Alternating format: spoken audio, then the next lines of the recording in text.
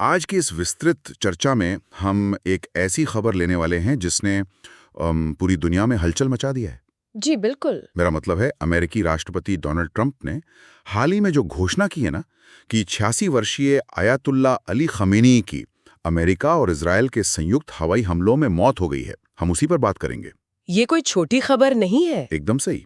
और हमारा मकसद यहाँ किसी का पक्ष लेना बिल्कुल नहीं है। हम सिर्फ उन स्रोतों और रिपोर्ट्स को खंगालेंगे जो ईरान में उनके 3 दशक लंबे शासन और इस अचानक हुए हिंसक पतंग को समझाते हैं। देखिए, ये समझना बहुत जरूरी है क्योंकि 1979 की इस्लामी क्रांति के बाद से ईरान ने सिर्फ 2 ही सर्वोच्च नेता देखे हैं। हाँ, सिर्फ 2। और ये पद कोई साधारण राजनीतिक पद नहीं होता।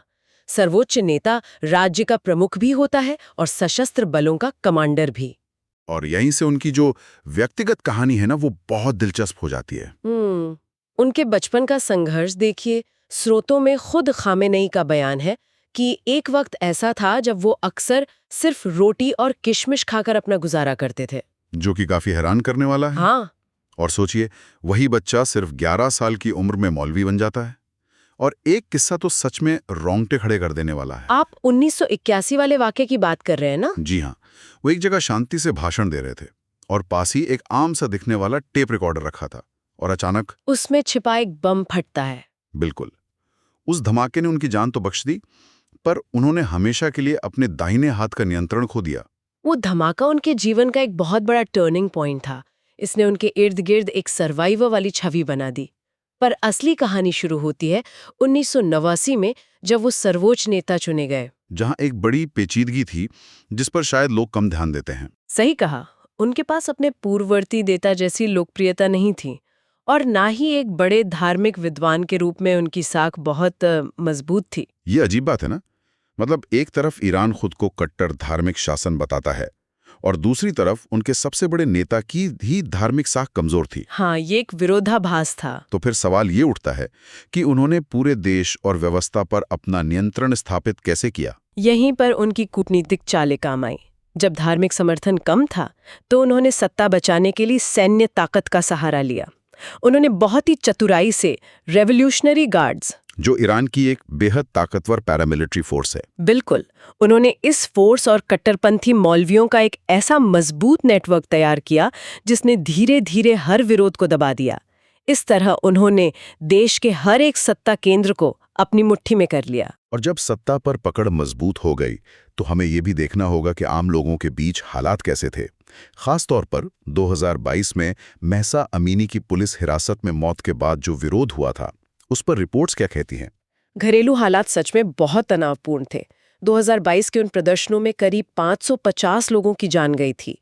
लेकिन अगर हम जनवरी 2026 में हुए हालिया विरोध प्रदर्शनों को देखें, जो एक भयानक आर्थिक संकट की वजह से भड़के थे, हाँ, तो तस्वीर बहुत डरावनी हो जाती है। मानवाधिकार समूहों के ताज़ा आंकड़ों के मुताबिक इस क्रूर दमन में 6,488 प्रदर्शनकारी मारे गए। बाप रे। और लगभग 53,700 लोगों को हिरासत में लिया गया। मौतों के आंकड़े में ये भारी उछाल साफ दिखाता है कि सत्ता अपनी विचारधारा की पकड़ पूरी तरह खो चुकी थी और उसे टिके रहने के लिए निर्मम सैन्य ताकत पर निर्भर होना पड़ा था। ये सच में खौफनाक है। और सिर्फ अंदरूनी नहीं, बाहरी मोर्चे पर भी ईरान हमेशा टकराव के रास्ते पी रहा है। वो 444 दिनों वाला अमेरिकी दूतावास बंधक संकट तो स्रोतों में बहुत प्रमुखता से है, जिसने दोनों देशों के बीच हमेशा के लिए दुश्मनी की दीवार खड़ी कर दी। लेकिन हाल के वर्षों में अंतर्राष्ट्रीय मोर्चे पर सबसे बड़ा कांटा उनका परमाणु कार्यक्रम रहा। 2015 का समझौता और फिर 2018 में ट्रंप द्वारा प्रतिबंध वापस लगाना। हाँ, उस कदम से ईरान वैश्विक अलगाव का शिकार हो गया और इसमें यूरेनियम संवर्धन का मुद्दा सबसे अहम है। यानी वो प्रक्रिया जिससे परमाणु हथियार बनाए जाते हैं। बिल्कुल। जून 2025 में जब इजराइल और अमेरिका ने संयुक्त हवाई हमले किए तो तनाव एकदम चरम पर पहुंच गया।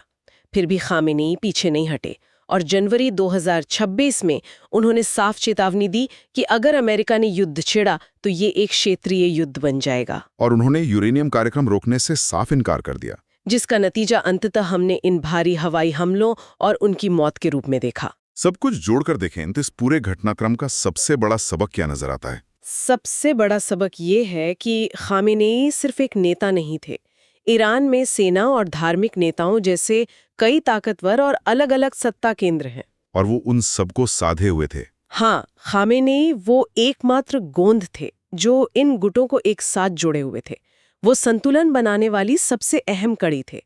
अब उनके जाने से पूरे मध्य पूर्व में भविष्य को लेकर भारी अनिश्चितता पैदा हो गई है।